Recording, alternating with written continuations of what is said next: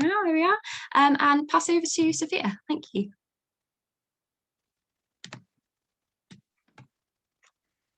Thank you. Yeah, happy to host and welcome everyone. So I guess the panelists might want to just like speak briefly about their work for a few minutes. Eliza, am I okay to do that? Yeah. So yeah, if you just like, I don't know, give a brief summary of your research. Yeah, that would be, and kind of where you're at now in your research, maybe like what's taking up your time at the moment. That would be really useful for us to know, and I guess that can kind of give everyone an insight into what areas of research you're interested in and guide the questions a little bit more. So shall we start with Andrew? Yes, hi. So what I'll be speaking largely about today, and thank you for the introductions and for the invitation, is my book Immigrants on Grindr, Race, Sexuality and Belonging Online. And so this is based on research that was done in the greater Copenhagen area between around 2015 to 2018. So this is the context of the so-called refugee crisis. This is in a country that is both known for its progressive politics and also for anti-immigrant rhetoric. And so I really looked at how immigrants who were new in town, whether students or well, mostly, yeah, immigrants, which would also include refugees, how they experienced an app like Grindr and related apps that are mostly geared at gay, bi, trans, and queer people. And yeah, a lot of this analysis that we talk about today has to do with the racialized experiences also on these apps, the positive and negative ways experiences people had, and also how people use it for more than just sex, but also for logistical purposes like finding friends. Great, thank you, Andrew. Really interesting kind of, yeah, multi-layered analyses going on there. Wonderful. Can we have a little brief summary from Joanna, please? Hi, everyone. So happy to be here. Yes, I'm excited. I have a huge, by now it's huge. I'm a huge research project with 4 PhD students by now who work on a very explorative research project on meaning and online dating. So we would use explorative methods to try to understand what it really means to change into a digital dating sphere. And there we include art-based methods to enter knowledge about, for instance, the body, like what kind of feeling, is it a tension, is it a sexual tension, is it stress, like what's going on with the body when online dating. And at the very moment I'm looking at agency, so I was interested why we all would be bored while being in this environment of many opportunities and beautiful people. How could you be so bored by so many options? So at the moment we look at restrictive agency, and we can, I haven't published this yet, but people are moving into Instagram dating. So I'm very excited to soon be publishing an article about agency by moving into a different environment and by characterizing what is different about it. And one thing that is different is that it is again socially attached. So we are moving back to a former logic of mediated or socially mediated dating practices. And I'm super excited about researching the boredom. Researching the boredom, yeah, I'm sure we're all feeling at the moment. Thank you, thank you, Joanna. And finally, Sarah, please give us an intro. Hi, thank you so much for inviting me and having me. It's really lovely to be here virtually. So my name is Sarah. I, like Sophia, graduated from my doctoral program last May, and I was sad that there was no pomp and circumstance because I was there for 7 years and it was really long. So it was sad, but so I wrote my dissertation on dating in the digital age, and I really wanted to, much like Andrew, look at college women's experiences of dating, both online and offline.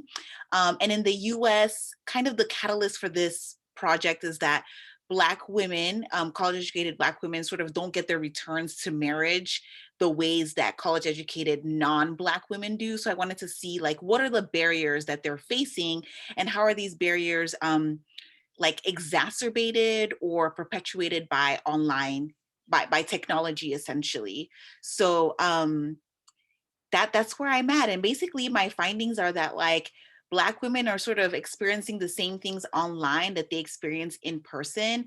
It's worse because, in terms of what Juan is saying, the stress, the rejection that they feel is immediate, as opposed to guessing, like, is this person fetishizing me?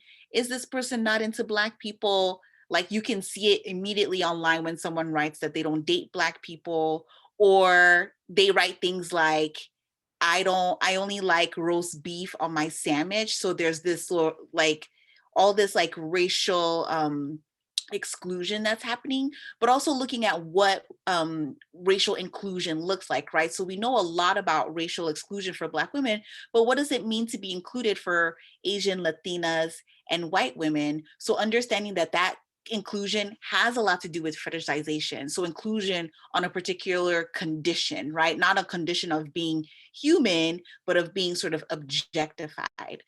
So currently what I'm working on is raising a small baby and trying to think about writing a book. I want to be like Andrew someday and show my book on the screen.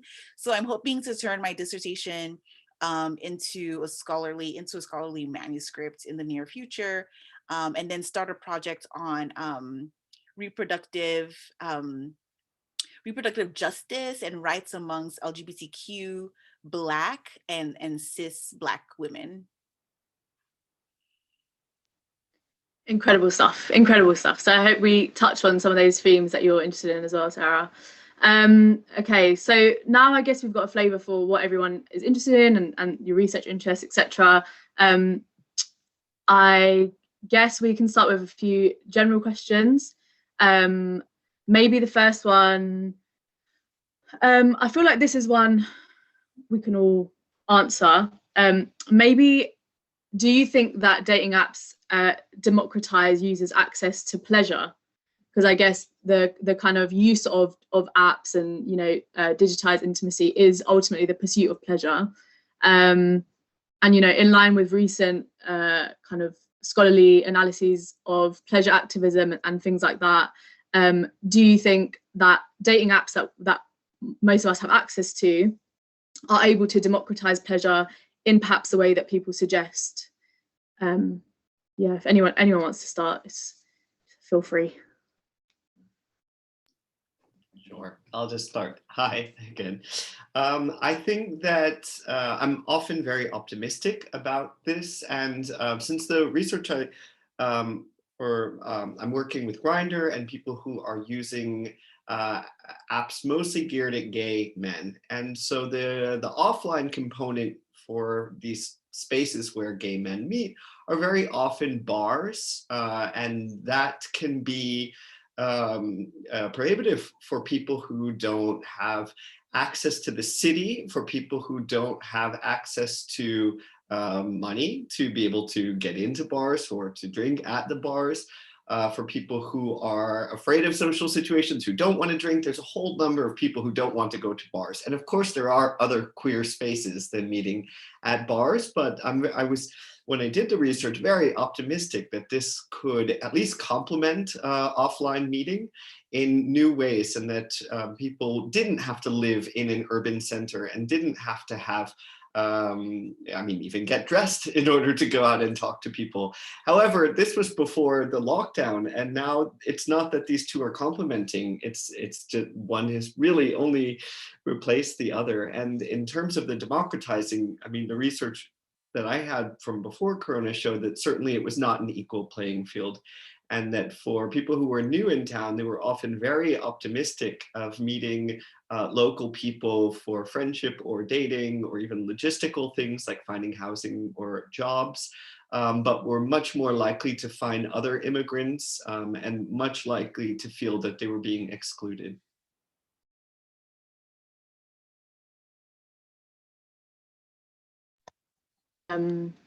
Nugget of knowledge, Andrew. Yeah, that makes a lot of sense. Either Sarah or Joanna, any ideas? Yeah, what we can see is that it's not everybody being on dating apps. I call it the place for the happy, healthy, and uncomplicated.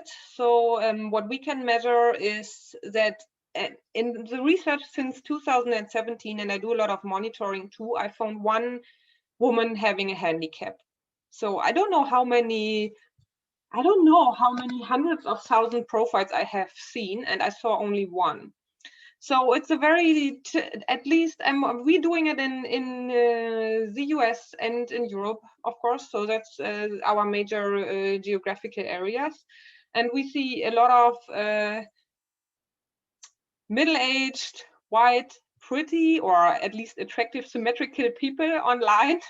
And they like create profiles that seem very likable, like there's this drive for likability. What we can see is that German users do not expose that they are parents. So there's no single parents in Germany on Tinder, which is it's not funny, but it's a fun fact. That's different in, for instance, Denmark. There's more single parents on the app using it. So we are having a lot of hints that there is it is not a place for everybody. It's not a place of equality. It's a place for those who can have, I say sometimes it's unenjoyable, but still they can have the most fun of all, because it's not a fun game to be discriminated or not chosen in a row. So it's not about continuous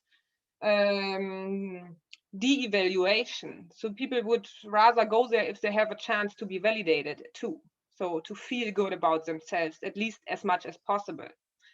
And we can also see, we do picture analysis, and what we see is that there is a lot of cues to, it's a hierarchical place, and there's a lot of cues to class and like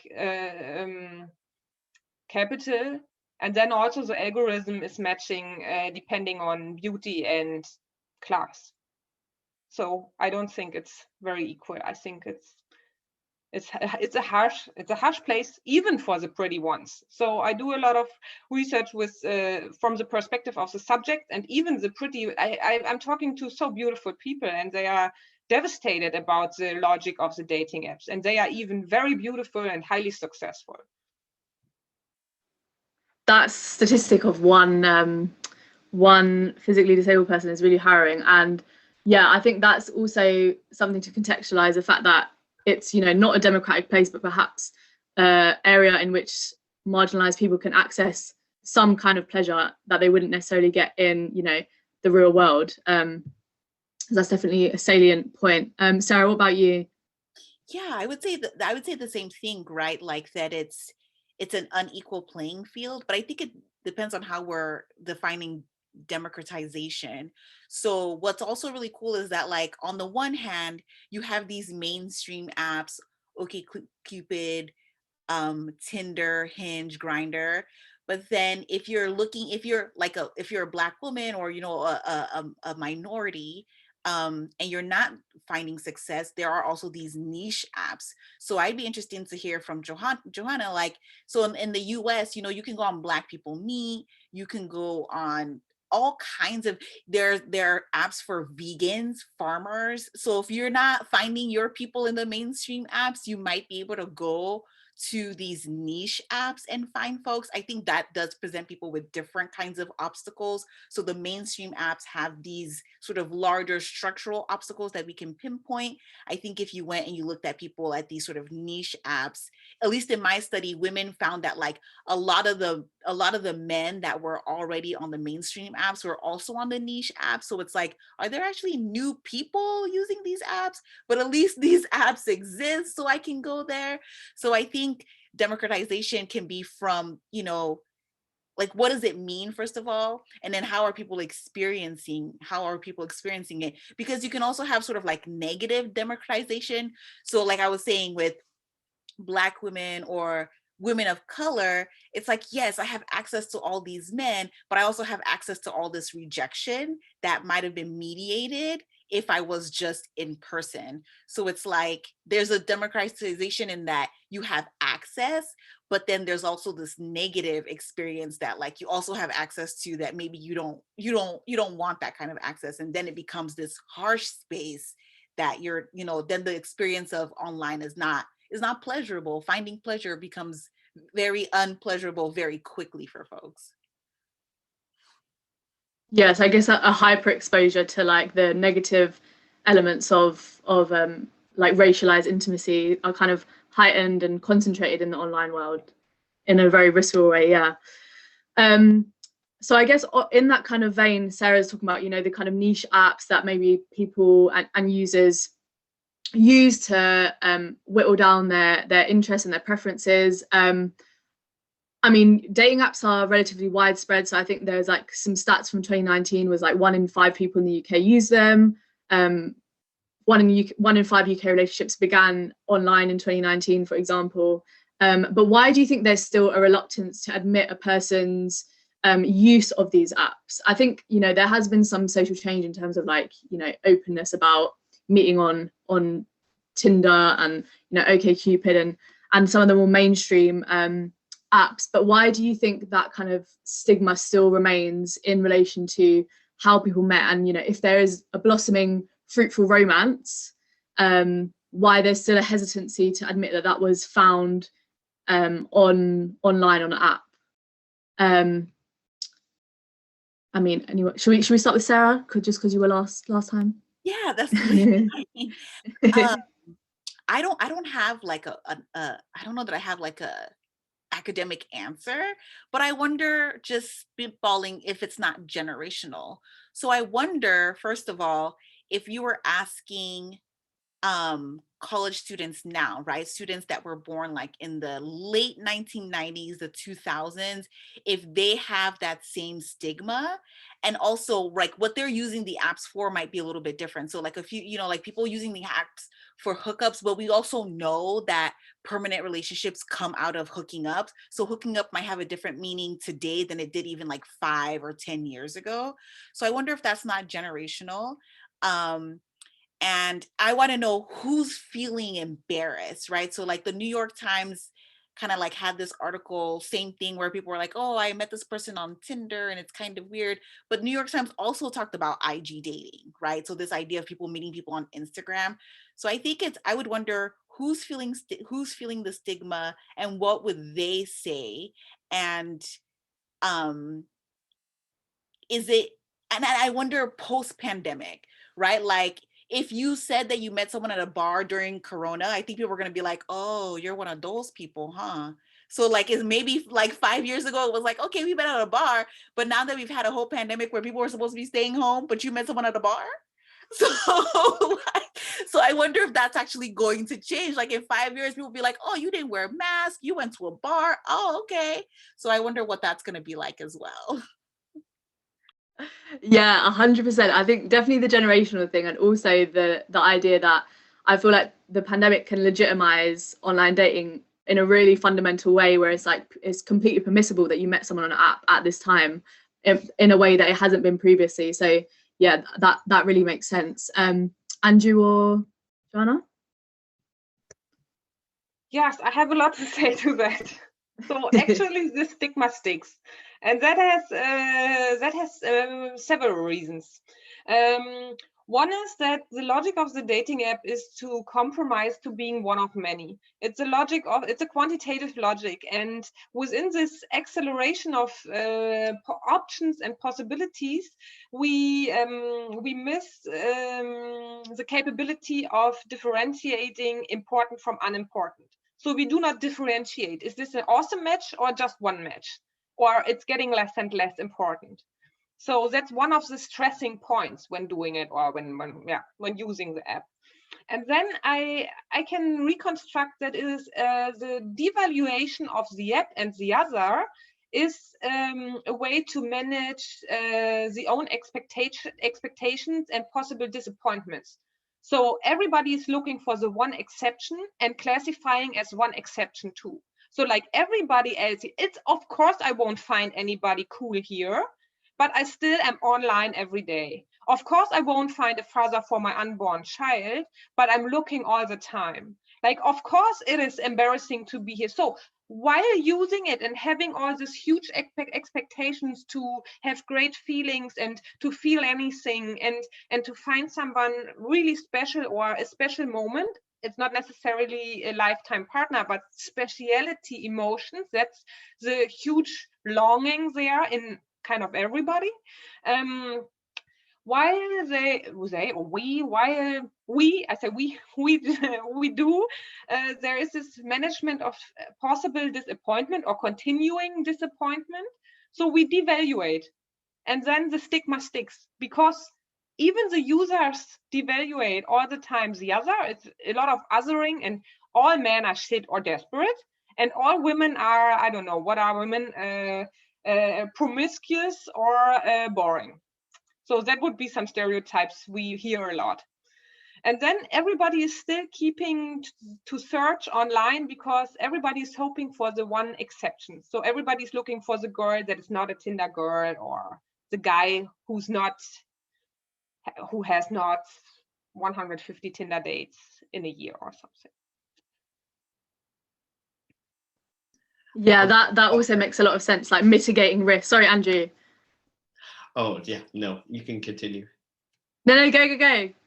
Oh, just that I don't actually have much to add with Sarah and Johanna. Within the gay male subcultures, I would say maybe there's slightly less stigma, at least within when talking to other people about saying that you met online. But a surprise that I have noticed is the surprise or the lack of sexual information that a lot of times people put on their profile, even though the sexual revolution was, 50 years ago, and that the queers were supposed to be leading the way and talking about sexual fetishes and things like that. One of the drop-down menus is position, top, bottom, versatile, that type of thing, which is very reductive and I don't like it that much. But surprisingly, it's the menu that the fewest number of people or percentage of people in Copenhagen actually fill out. I think that there's still a stigma of kind of openly identifying with sexuality.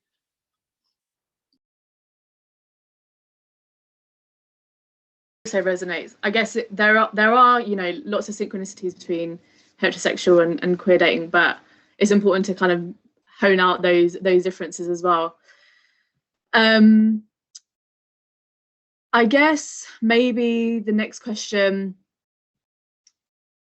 let's have one in relation to the pandemic. So I think if we think about in the current context, sorry to, I feel like everyone's talking about the pandemic in every single possible scenario ever.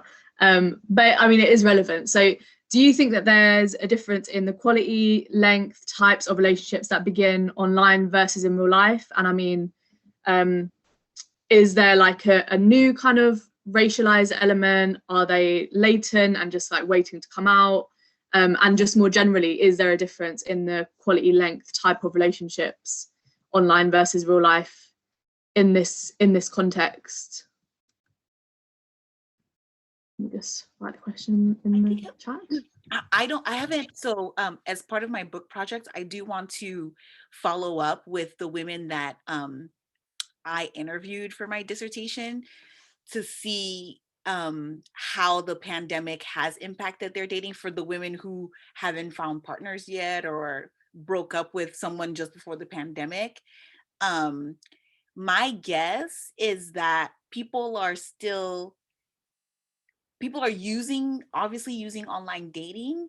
I think it's too early to tell what kinds of relationships would come out of them, given that like we're really still in the pandemic and we haven't gone back to quote unquote normal life. So I think it's too early to say whether it's too early to compare them to sort of these pre-pandemic.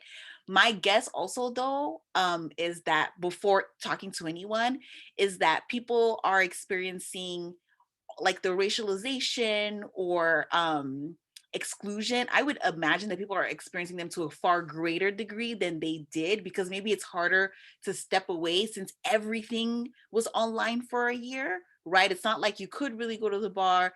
Do you want to go there and meet someone and get COVID? It's very, very risky in a way that it wasn't risky before. So I think that what you're going to find is that people are actually experiencing the technology and like the fatigue of using technology to find someone, I'm guessing would exacerbate, people would be feeling it to a far greater degree than when they sort of could go to their job or could go to the club or wherever outside of online dating to meet someone. But maybe Andrew and Joanna have actually looked at this and have actual data.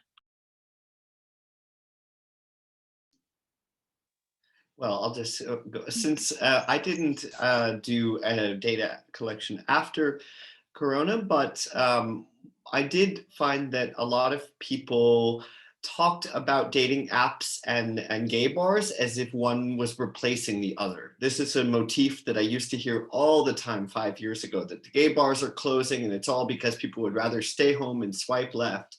But especially for people who are new in town, I think that people use the apps and physical spaces in different ways, or they did. And not everybody's best attributes come out on apps, whether it's the tone of their voice, their sense of humor, their height, I don't know, that people might just see one thing, and it's their skin color, their ethnicity, the fact that they don't speak a certain language, Danish, for example. And then they are excluded. And then they might go out to a place like the gay sauna and say, hey, I just had the time of my life. Maybe not there too. I mean, obviously things are complicated, but without being able to kind of see how the real life and the virtual world play off of each other, it can be really disheartening. And for a whole generation of people, LGBTQ people who would have come out this year, or did come out this year, can't wait to leave home so that they can come out next year, they're gonna have to navigate the queer community totally fresh, but hopefully there will be enough critical mass that people won't feel alone. Yeah, I think that also kind of resonates with the generational issue. You know, if you're discovering your sexuality in these times, it's a very different experience. Thank you, Andrew. Anything to add, Joanna? I see the change in relationship and online dating as a reflexive mediatization. So it's a reciprocal process where relationships already did change their logic, and then the dating apps were an answer to that. And now the way we use dating apps is changing the app. So it's not like it's not communicative, it is communicative. And the pandemic, I'm collecting data under the pandemic. So people broke up because they couldn't be together. So it's like, I'm also a couples therapist. So I see couples are suffering. It's very concerning sometimes. And they think the singles have so much advantages, and the other way around, like singles would urge for a relationship because they feel lonely.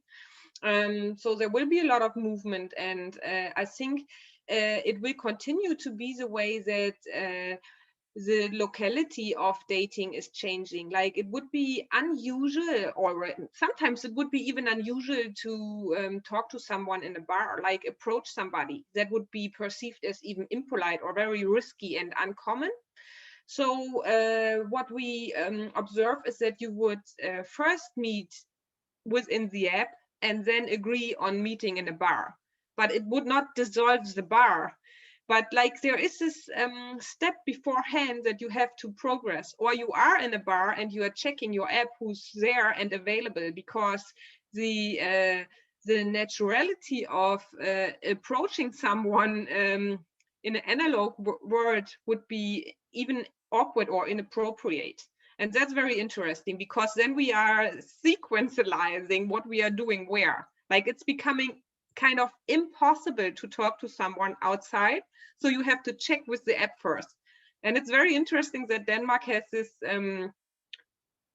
don't you have this app where you like have this convention on we are having intercourse now, so you would agree both-sided, so you are secure of like yeah. Consent, yeah. Yes. That was something that it's been talked about that came out this year. You probably know more than I do, but in response to new consent laws, yeah. But it's interesting how there's a dialogue between the digital and the analog, and they are impacting each other. So that would be interesting. Like we would approach each other in an app, then we would meet in a bar, and then we would go back to an app and agree on having sex, and then we would have sex. That's very interesting.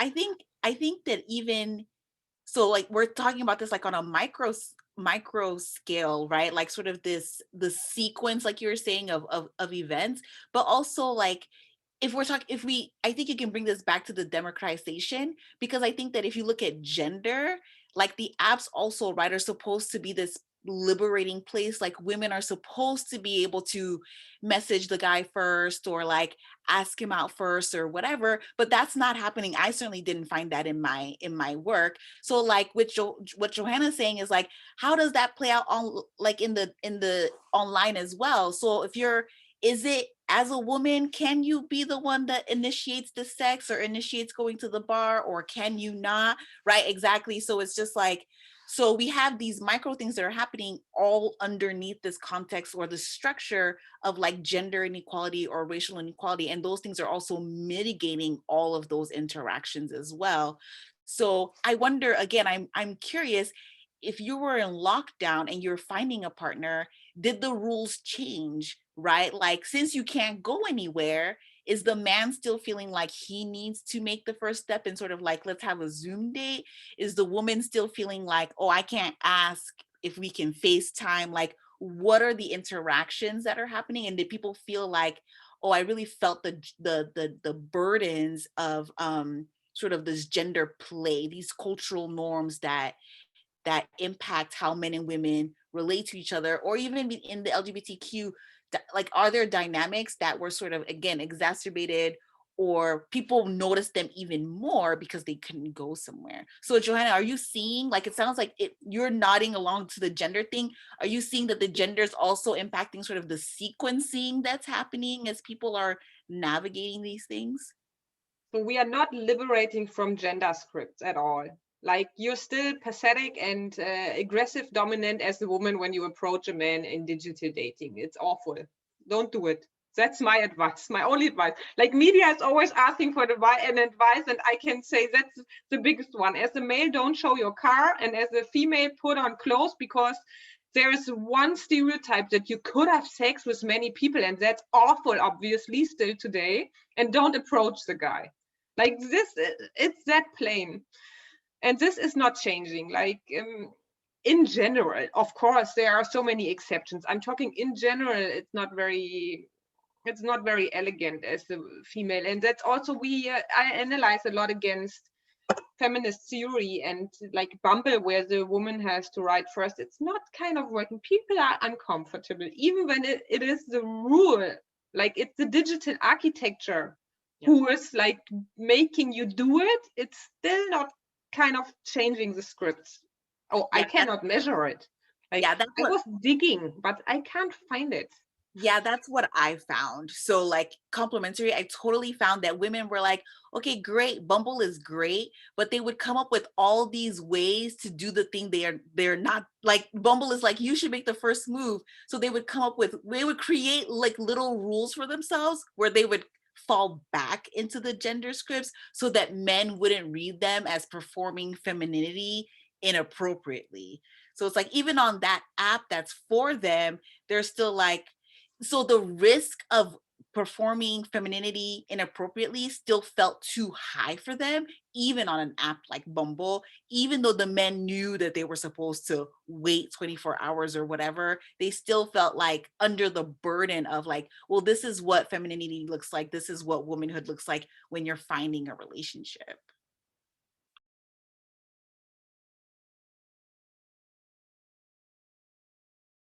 Yeah, I think those gender scripts are definitely still at play, like you guys are saying, regardless of, you know, whether or not the female is meant to make the first move. It's interesting how, like Joanna said, the kind of architecture of the apps can still be kind of subsumed by those like social and cultural norms. It's really interesting.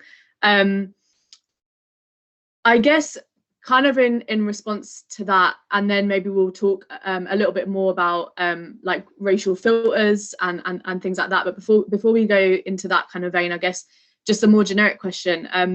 In what ways do you think the rise of dating apps are a response to social dislocation, you know, rising economic and political polarization? And I guess that's also in the context of the pandemic and social transformation at large. So in what ways do you think these dating apps are a response to the social dislocation? And then I guess I'll have one more question, and then maybe we'll go to some of the audience's questions. Andrew, should we start with you or Joanna? I would Sorry, say go on, Joanna. I would say it's a direct answer to the spirit of time. Like it's very pragmatic reasoning why to use them. Like, I work 60 hours a week, so where should I find somebody now? It's inappropriate to talk to people in a bar, so I use them. I don't have the time. It's so accelerated. Like, I don't find somebody really cute, so I want to enlarge the critical mass. So it's more of an answer to a development into economic logic, optimization, liberalization of the self, and acceleration and stress. So then it's just logical to go there. But I won't say, yeah, okay, it's bringing some of the logic into relationships, but I won't say it started there. It's not like there was a dating app and now we have an accelerated or parallel logic in our relationships. I think it had another starting point, and it was answering some needs. That's why they were so hugely successful. And now it's like impacting each other. So for as part of my research, I ended up reading a bunch of stuff on like the beginnings, and it ended up being that like people have been meeting people through technology for quite some time, like since the 1980s. Like, people were making these videos where they would essentially talk about themselves, like as though, you know, you were reading a profile, and then other people would watch them to see if they were someone that they wanted to date. So it's actually, dating technology has actually been around for quite some time. It's the convenience that has sort of accelerated, right? Like, so before you had to have a PC to be able to do it. Now you can do it on your iPhone. And so I think that what Johanna's saying is correct. Like, we've been doing this since the 1980s, but like how accessible it is what has changed. And I think this logic of like convenience, right? How quickly can I do this? And I don't think that you can separate that from like capitalism or globalism or how like technology is developing. I think it's all part and parcel of that. And I think that we are going to see people. I think that it's going to be, with the pandemic, it's going to be even more of a way to meet people. But I think that we might also, like Trina was saying, revert back to meeting people in other places when we, and the pandemic, I think, will also facilitate that, because we couldn't go anywhere for a year. So like, you know, going to the bars and going to other queer spaces or cis spaces might become, we're longing for that now. So we might actually see people saying like, yeah, I'm online, but I'm also really going out to do, you know, a meetup because I couldn't leave my house for a year to meet people. As a historian, I tend to see everything in a much longer duration, and that I almost never see anything as brand new, which my students tend to do. And so, as you said, fully correct. Since the 80s, especially for gay and queer communities, technology is the place that you meet other people. I remember I found somebody who wrote an article when I was an undergrad, and he wrote about a technology called the Minitel. It was a pre-World Wide Web. It was basically a phone book that was like digital, and you couldn't do that much. You could look up phone numbers, but you could also post things. And he wrote a whole thing already in 1991 or 2 about how gay men were using that for finding sex, and this was the future of cruising. And I wrote, you know, oh, isn't that kind of embarrassing that you published this article about a technology that nobody's ever heard of anymore? And he said, no, but it wasn't about the Minitel. It was about the new technology coming, and then gay and queer people trying to figure out how can we use this to meet each other. And I also see this as a full continuation of the ads people used to post in the back of newspapers, especially post-sexual revolution, when it was very freeing and not the marriage ads you might see posted by, for example, a woman's parents. But, you know, as I'm saying, it's very much gay and queer people needed these technologies and these alternative niche grassroots media with personal ads. So is that about social dislocation? Is it about economic dislocation? Maybe. Disenfranchisement? Sure. I mean, probably. Otherwise, they probably would have had an easier time finding people in their own neighborhood. But a lot of the social cultures that we see on apps are building directly from like 30 years of technology dating cultures, including the ways people talk about race. That's really interesting to kind of not kind of historicize or, you know, overly or make dating apps overly contemporary, because there is like a common thread between historical processes and the contemporary. I guess the last question, which will then open up to some of the audience's questions, is about, you know, the rise of additional racial filters. So what do you guys think about those additions of racial filters on apps like Hinge, where you can select your racial preferences, you know, Hispanic, Black, Asian, White, Latino, etc. Yeah, what do you feel about those racial filters? Do you think they are a marker of racial progress, and people should be allowed to access those racial filters and those forms of narrowing down preferences? Or do you think there's some kind of loaded, less benevolent meaning behind them? Sarah, should we? In our answer? If you could give us, you know, a summary of your thoughts, collate your thoughts. I know it's a big one. Sarah, should we start with you? Didn't Tinder say, like, last summer with all the George Floyd and everything that was happening, didn't they say they took those away? Does anyone know? I don't think Tinder has. It's usually the racial filters. So I'm surprised that Hinge added it. Does Tinder have it? Right, that's what I'm wondering. Like, why would Hinge seems like to be doing the reverse of what a lot of the other apps are trying to do, which is take them away. Hinge definitely still have them. I'm not sure about Tinder. Tinder might have it in a paid version, but not in their free version. Like Grindr, Scruff, and all of like the Danish ones, the Swedish ones, and going back to the 90s, they almost all do. So that's why I'm like, oh, don't get me started. But yeah, maybe the two of you could start. I just read the chat really quickly, and I agree. I think that it's like it's messy, right? Like, I think what I'll say is that it can be nice for racial minorities, I guess, to have those, but honestly, I guess in my mind, and based on what from my study, I think that it just causes people, like Joanna was saying, like it's too many options. So like, I think it kind of takes the exploration of another human away, right? People have photos. If you can't guess what they are, you should ask them. Like, there's just so many ways to not have a conversation with people. And isn't that the point? Like, if you're online, isn't the point to like talk to people?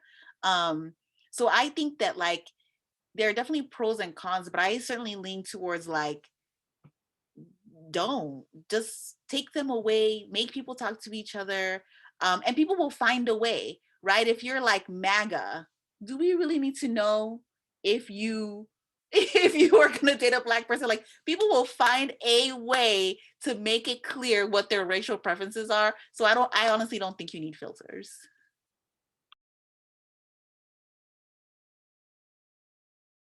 The idea of maybe a protective mechanism for racial minorities, but I guess that's a whole different debate. So Joanna or Andrew, do you want to have a say.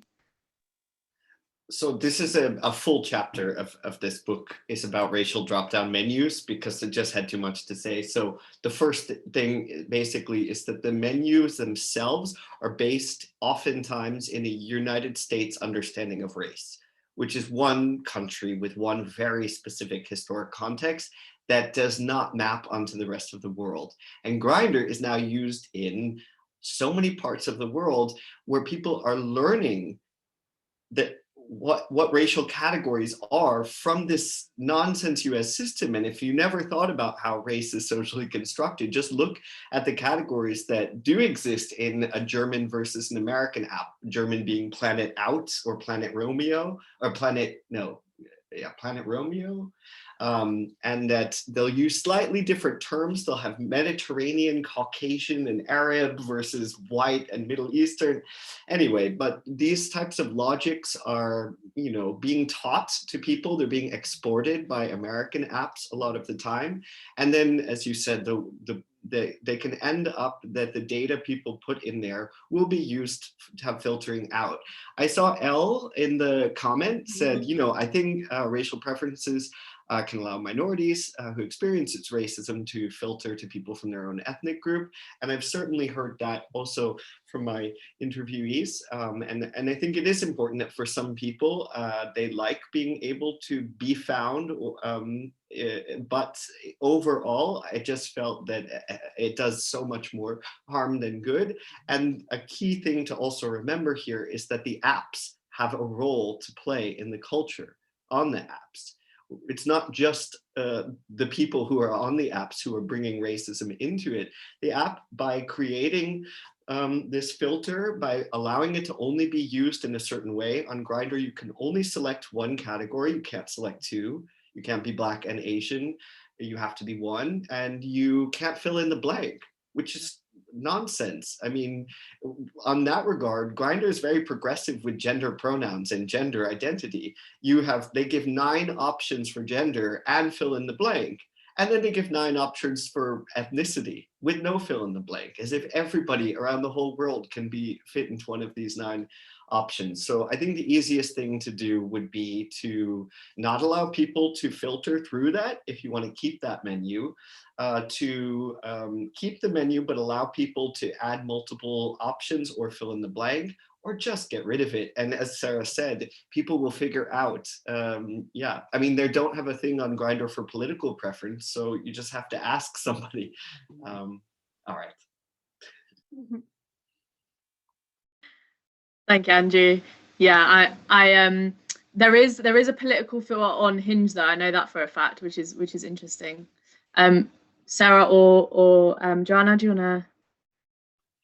Yeah, so I just my latest work just actually was about searching for partners in the Trump era. And what I found in my work is that, I don't know, it seemed, based on the things that I read, it didn't seem like political homophily was as important to people like pre-Trump, but during the election and with his subsequent election, it became really important. And for racial minorities in the US, your political stance and your racial background are often intersect, because one political group is for your life, is for your humanity, and one isn't, at least generally speaking. So what I found was that people, because that intersection already exists, it mapped on very clearly for people as they were looking for partners. So the majority of my women, they self-selected as liberals and wanted to match with liberals. But for women of color, it was not just about the political background, but like what it meant for someone to be a Trump supporter versus not a Trump supporter, and also it mapped on with racial homophily, right? Like who they wanted to date in terms of their ethno-racial background. So for a lot of Black women, they saw it as sort of like this radical way of loving, because Black love has been regulated in the States for quite some time. So sort of this political and ethno-racial choices mapped on for them and became very important in sort of this era where the dehumanization of ethno-racial minorities was sort of more wide scale and accepted at sort of this executive level, this like the presidential level. So for people, it became really real so what did it mean to want to date someone of your race, and how did that intersect with like your political affiliation? But again, with the racial filters, people will find a way to say what it is they want to say. So you don't necessarily need them. Same thing with political. You may not need a drop down for political affiliation, because people may say Black Lives Matter and you're like, okay, I know what that means. It has all this loaded meaning. And if someone says MAGA, or if they say, Trump lover, whatever, again, it has all this meaning for race, for politics, but definitely in the US also for race. There is often, use of political affiliations to kind of disguise people's, problematic racial views, or their parents' problematic racial views. So I guess that's a little caveat that people's political views aren't necessarily like transparent all the time. I think especially in the States, maybe it's a bit worse than in the UK, as a lot of things are. So that we'll go to some questions from the audience. We've got a question from Angelica, who says, do you guys think that the dating apps make it easier for people to date across class lines, or is it easier to reinforce classism? So if anyone wants to start, I'm aware that it's 8:30 and the event was meant to end around now. So if anyone has other commitments, feel free, and thank you for joining us. Eliza, you can if you do have to jump out. Thanks everybody, and I'm reading the chat too. There were so many great comments in here.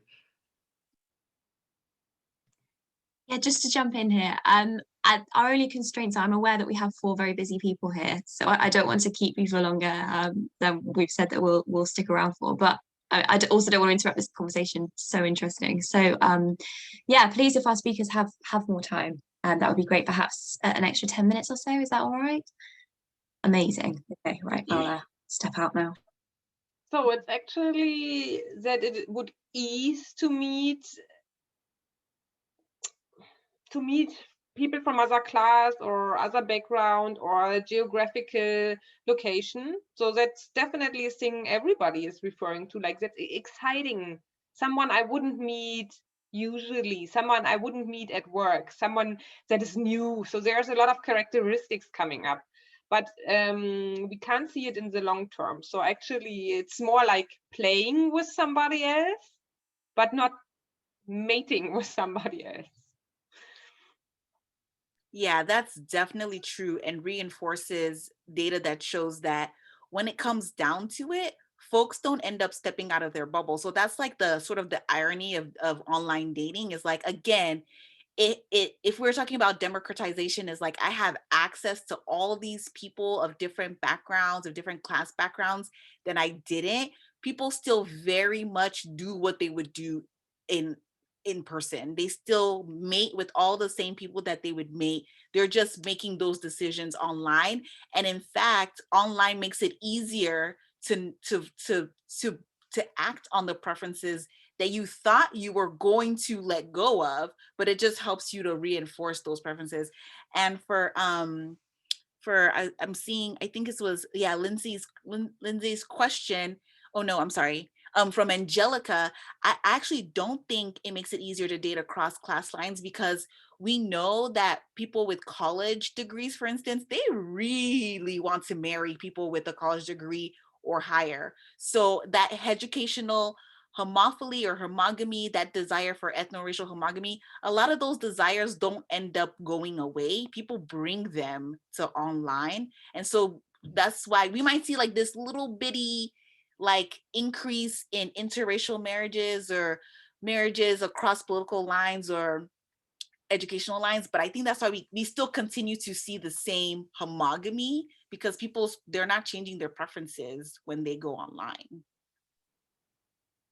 I agree with everything people said. So just to say something slightly more optimistic, that I do, of course, think that there are a lot of instances of people in Copenhagen who are new recent immigrants who did have more good experience meeting locals, having friendships that they might not have in other places. And just as a concrete reason, language nervousness around the familiarity with English, for example, if that's already their foreign language, and then people speak Danish in Denmark, but then being able to online prepare the sentence ahead of time or look up words when they don't know it. So that's just one way that it does help in some ways for people across ethnic lines or immigrant versus local. But also in terms of kind of social class, an interesting thing is that Grindr, if you don't know the technology, it actually lists everybody. You don't swipe, you see every single person in order of how close they are to you. So some of the fun thing is that the people at the top are maybe 100 meters away. And that could potentially reinforce ethnic communities that might be on outskirts of urban centers versus maybe wealthier cosmopolitan areas, where people will then continue to meet the people who are already closest to them, and that might reinforce social class divisions, ethnic divisions, and things like that too.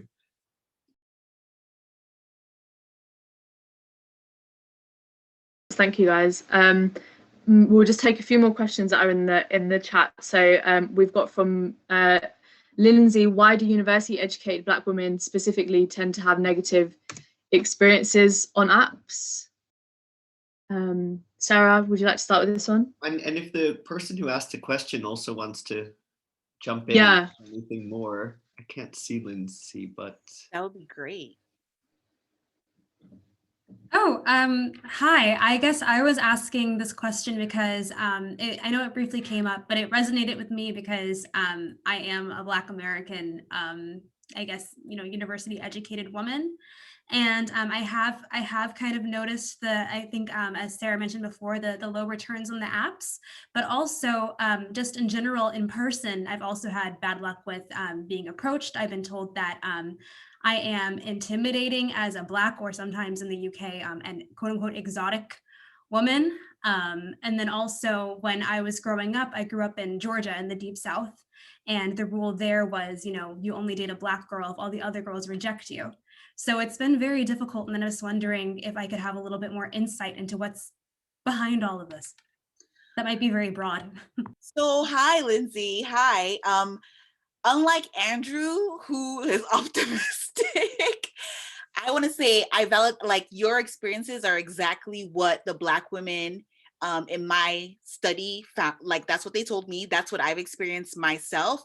And the short answer is racism, right? We don't like it. We don't like to discuss it, but that's what it is, right? We go back to 1619, if you're talking about US history, where Black women are at the bottom of the racial hierarchy. They are the ones that are basically creating the human capital to make the US what it is, and we haven't gotten out of that.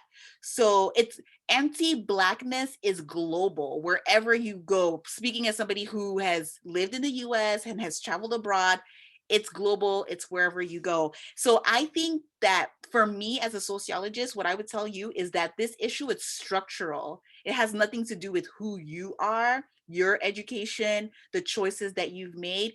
There are, agentic things that you can do. But the fact of the matter is, when you ask Black women to be less educated, you ask them to be quote unquote less intimidating, who else are you asking to do that? Who else are you asking to tone down, right? So I would say it's racism, but I think Black women are facing something unique in that they get excluded by both Black men and non-Black men. So and it's based on racism. Again, these stereotypes of like angry Black woman, or the Black woman that's overeducated and she's intimidating and emasculating Black men. And non-Black men will also pick up on these stereotypes as well, and also utilize them in their rejection of Black women.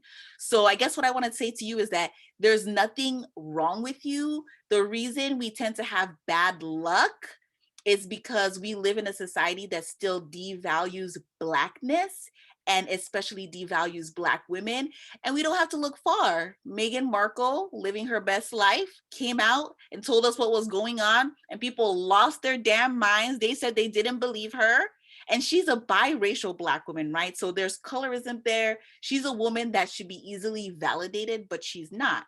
So for me, and I think for a lot of other race and gender scholars, it's all about the structure. You really don't have to look that far. So Black women, our agency and our choices are a lot more constrained because of the racialized structure. And so that's what we're fighting against. It again doesn't have anything to do with who you are or who I am. It's just that, like, in this skin, in this body, our agency is constrained, and we have to work around that in ways that other people don't. There is something to be said, though. There is some optimism in my study. I also found that, like, the apps that people use, and the acceptance that Black women may face, it really can depend on location. So in California, there are a lot of educated Black women who are moving to San Francisco. These days, young adults are very mobile. So you could be in like San Francisco or the Bay Area and have a lot more luck than if you were in the South, for instance, or if you are a Black woman in Atlanta, right, versus sort of a rural town. So versus Athens, Georgia, you might have more luck being in certain places. So there is some optimism, but yeah, generally, at least in my study and more and more I talk to Black women, these experiences of feeling like I have the same credentials as my white friends or my non-Black friends. And in some cases, I'm even more accomplished than they are. You're dealing with race, and we haven't even talked about the gender part, right? So we haven't even talked about that intersectionality of being what it is to be a Black woman, not just Black and not just woman, but that intersectionality and how where you can face additional barriers because of that intersection. So you probably already knew this answer. Like, I'm probably not telling you something you didn't know, but I think it's important to continue to validate your experiences and say you're not like an odd bird. There are many of us who have had these experiences and will continue to have them until we dismantle, racism and sexism. Thank you for this. Thank you. You're welcome. Thank you, Sarah. Yeah, and I guess it goes back to like the idea of, Black exceptionalism, and no matter how many accolades Black women in particular have, that race is still the master category of social relations in a lot of circumstances, which means that no matter how exceptional you are as a Black person, race eclipses those achievements. Thank you, Sarah. I guess the final question, clap emoji. The final question from Selena: have people become more bored of online dating or having things to talk about apart from the past and themselves, but futuristic topics, things to look forward to with a lack of social activities happening during COVID times? Maybe Joanna, if you want to talk about this one. Well, if you're looking for theory, it's Simmel who talks about like being bored in hyperstimulation. So I would say it's demonstrating an example of hyperstimulation. Like, people are telling that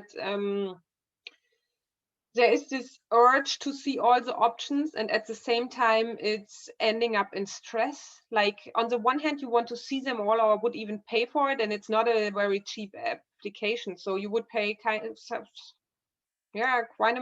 an amount of money to see more, even though you know that it is stressing you.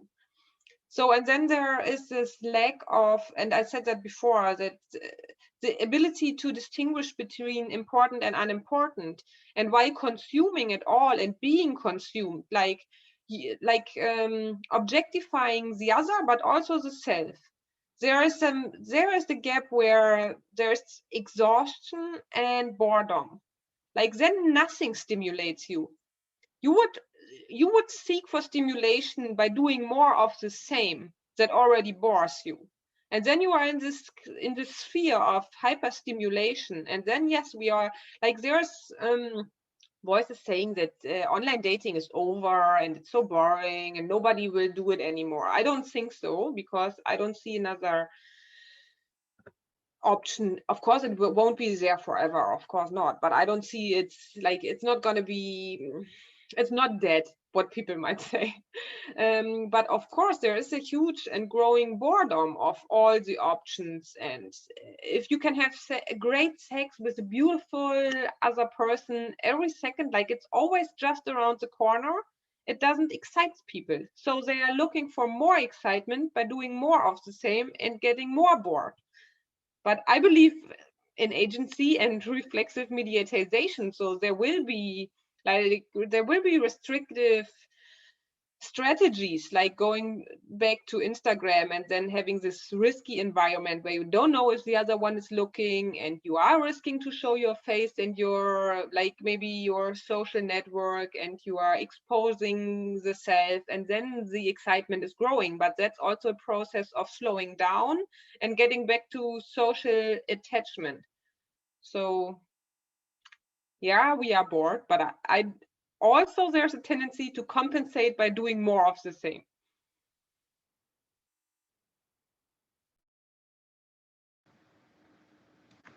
Thank you, Joanna. I think that is the last of the audience's questions, unless anyone wants to add anything. Eliza, shall I hand it over to you? That was amazing. Thank you so much. Yeah, I don't want to stop the conversation because it's just been so interesting. And I need to say a huge thank you to Sophia for being our host this evening. You are an expert.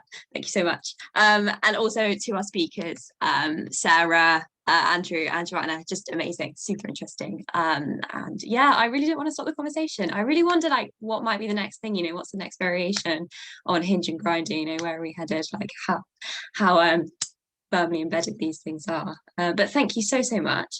And thank you to our audience as well. We've had tons of really interesting questions, and I know Selena, Skylar and Lauren, they've dropped their emails into the chat. So if you just want to take a moment to check those out, and if everyone can stay in touch, that's fantastic. Yeah, happy about that. Just to let you know a couple of things that we've got coming up at CT&S. So we're currently in the midst of a campaign, which is with No Tech for Tyrants. It's a student campaign group. The campaign is called Recruit Me Not, and it's in support of Dr. Timnit Gebru and Google Walkout for Real Change. So just to keep people up to speed, Dr. Timnit Gebru, she was the head ethics data scientist at Google, and she was fired in very suspect circumstances. And the campaign is essentially asking students to not to work for Google until they honour the requests made by organisers who are organising around that and supporting that. So please do check that out. That's important stuff. We also have an event on tech, surveillance and refugees with the student charity Solidarity, and that is also going to be super interesting. That's coming up on Thursday. So please do check that out. Thanks so much again to our speakers and to our host, Sophia. Can't thank you enough. Super interesting. And we'll have this up on YouTube. So for those of you who might want to check back on all the nuggets of information we've had. Yeah, but otherwise, have a lovely evening / lunchtime for Sarah. And yeah, thank you very much. Thank you for having us. Thank you so much for coming. Thank you, Eliza. It's been great. Guys. See you guys. Thank you.